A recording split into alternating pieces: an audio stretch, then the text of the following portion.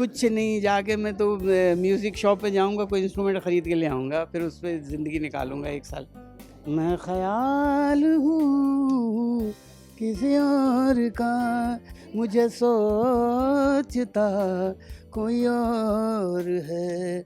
सारे आईना मेरा अक्स है, पस आईना कोई और है।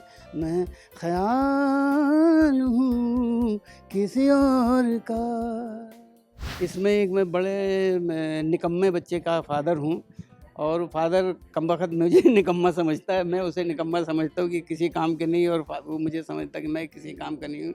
बस यही है, और जाके दोनों फिर कामयाब हो जाते हैं। अरे अभी यही काफ़ी है, एक ही काफ़ी है ये। और हैं बच्चे एक्चुअली अगर निकम्मे हुए भी हैं तो उनको काम में लाने का पेरेंट्स का ये फ़र्ज़ होता है।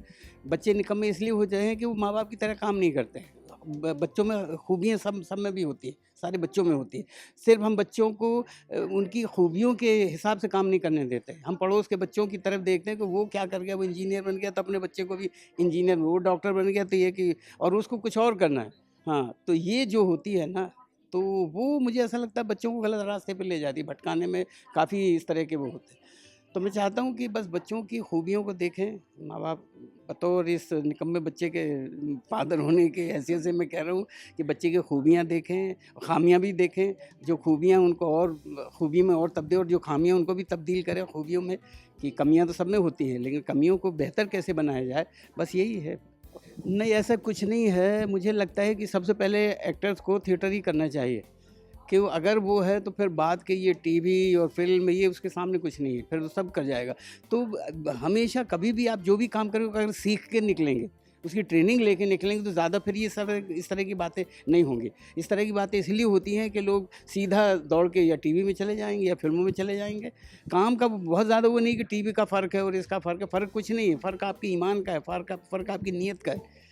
तो इससे अगर आप अच्छी नीयत से जाएँगे, अपने आप को देख के जाएँगे, अपनी खूबियों को, अपनी ख़ामियों को पहचान के अगर जाएँगे, तो फिर चाहे वो टीवी हो, चाहे वो फ़िल्म हो, चाहे वो थिएटर हो, कुछ नहीं, वो फिर वो रास्ता उसको मिलते चला जाता है।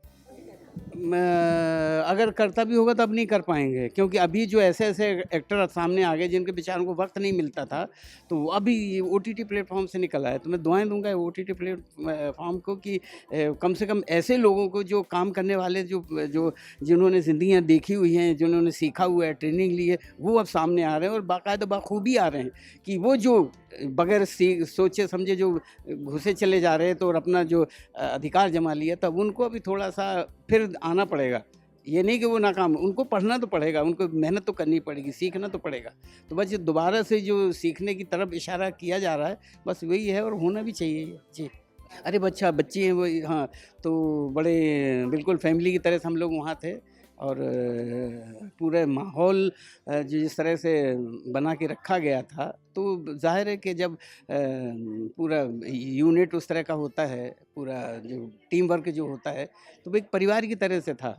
तो हम कहीं भी बैठ जाते थे, कहीं भी बात कर लेते थे, रिहर्सल भी कर लेते थे, बैठ के सीन वर्कआउट कर लेते थे, कैसे, तो उसमें फिर मज़ा आया। तो सब ऐसे ही थे, कोई वहाँ पे एक्टर बन के कोई नहीं गया था, सब हम लोग एक फैमिली बन के थे और वो रहते थे। जी। बिल्कुल बदल ही गया है, बदलेगा क्या, बदल गया है वो। क्योंकि पहले जब दूरदर्शन सिर्फ हुआ करता उस वक़्त, इसकी सिर्फ वजह ये है कि लोगों ने मेहनत करनी छोड़ दी थी, और जो कल्चर को जो धंधा बना लिया था, वो उससे अभी ख़त्म हो गया। अब तो उनको करना ही पड़ेगा, मेहनत तो करनी ही पड़ेगी। क्यों, इतने ज़्यादा कॉम्पिटिशन हो गया है अच्छे लोगों का, जो अच्छे काम का, बेहतर काम का कॉम्पिटिशन, तो उसमें आपको करना ही पड़ेगा, नहीं तो कोई जगह नहीं है फिर।